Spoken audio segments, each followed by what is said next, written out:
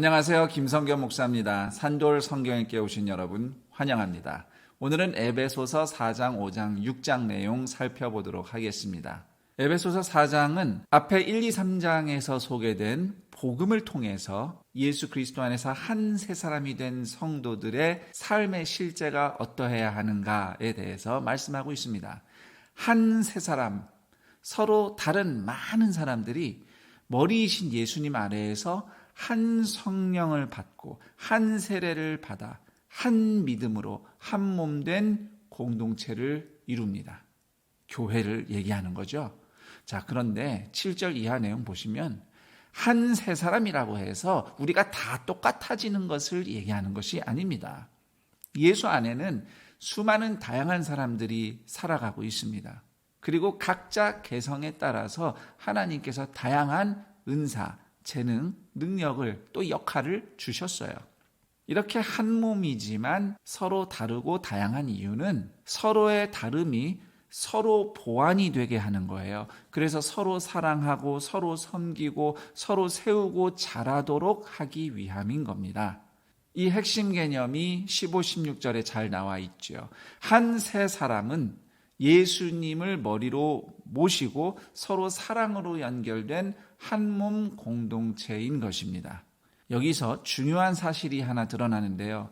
예수를 믿는다 하면 예수님 안으로 들어가는 거잖아요. 물론 개인이 예수님과 연합하는 영적인 신비가 있습니다. 그런데 동시에 예수님의 몸된 공동체 안으로 들어가서 예수님의 사랑을 실천하고 순종하는 삶, 이것이 예수님 안으로 들어가 연합한 삶의 실제인 것입니다. 그리고 17절 이하를 보시면 한 세 사람다운 삶을 구체적으로 하나씩 짚어 설명하기 시작하는데, 우선 큰 틀에서는 옛사람과 새사람을 대비하면서 옛사람은 벗고 새사람을 입으라, 이렇게 옷을 갈아입는 것에 비유를 하고 있어요.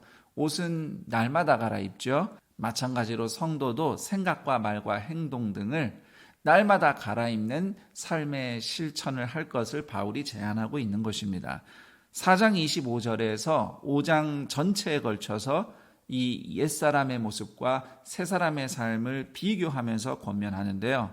25절부터 보시면 옛사람은 거짓된 삶입니다. 그런데 새사람은 참됨을 추구합니다. 그리고 옛사람은 분노합니다. 하지만 새사람은 물론 분노를 느끼긴 하지만 화목과 화평을 추구하려고 노력하죠.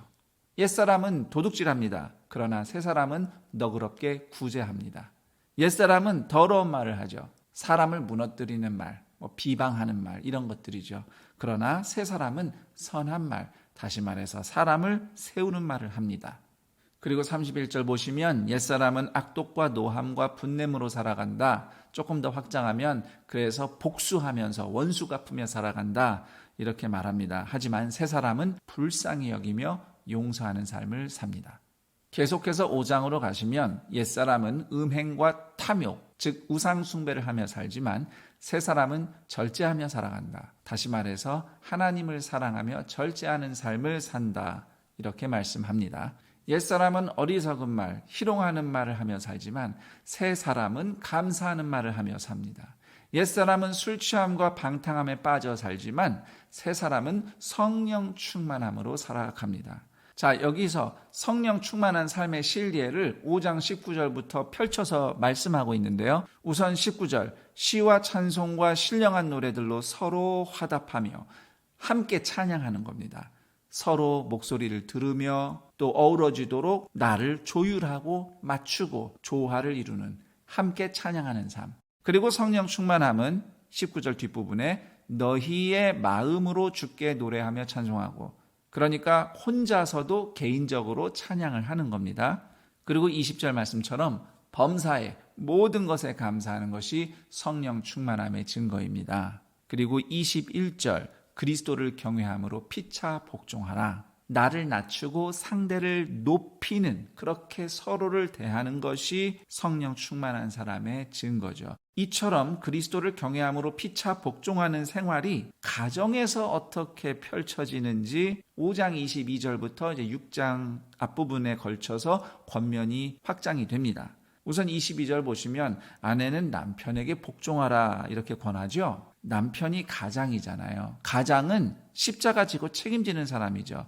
그러니까 남편이 제대로 십자가 지고 책임지도록 존중하고 맡기고 독려해줘라 이런 의미예요. 그리고 25절에 보면 남편은 아내를 예수님처럼 사랑하랍니다.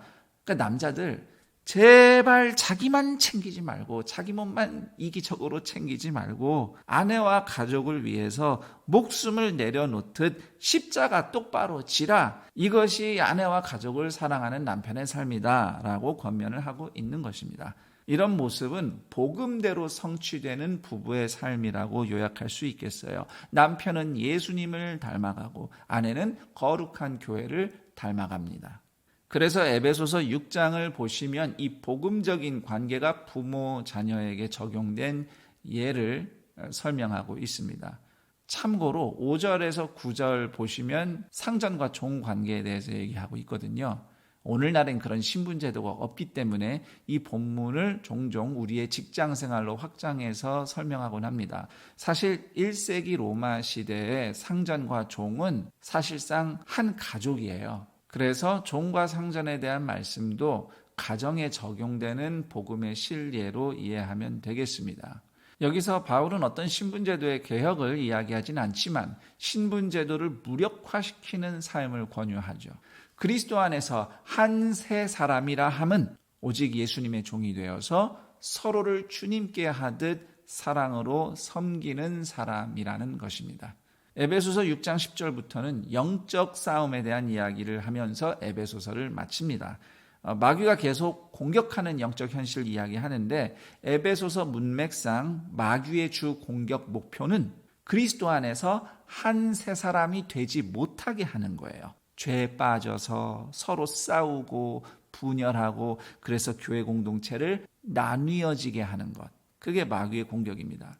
이에 대항해서 하나님의 전신갑주를 입으라 바울은 이렇게 권면하는데 이사야서 11장 5절 그리고 49장 2절 59장 17절에 등장하는 메시아가 입으시는 갑주에 뿌리를 두고 있습니다. 그래서 하나님의 전신갑주를 취하라는 말씀은 다르게 말하면 예수님으로 옷 입으라는 겁니다. 예수님의 구원, 예수님의 의로우심, 예수님의 믿음, 다시 말하면 신실하심, 그리고 예수님의 진리 또는 참됨, 그리고 예수님의 복음, 예수님의 말씀으로 옷 입으라는 거죠. 쉽게 정리하자면 성도가 말씀과 기도를 통해서 서로 교제하면서 함께 예수님을 향해 자라가도록 섬기는 삶의 습관, 라이프 스타일을 구축하라는 권면인 것입니다. 그래서 동산교회가 셀 공동체로서 살아가고 자라가고자 하는 셀 교회인 것입니다. 자, 여기까지 에베소서 4장부터 6장까지 내용 살펴봤습니다. 그럼 전 여기서 인사드리고 내일 그 다음 내용과 함께 여러분을 만나도록 하겠습니다. 감사합니다.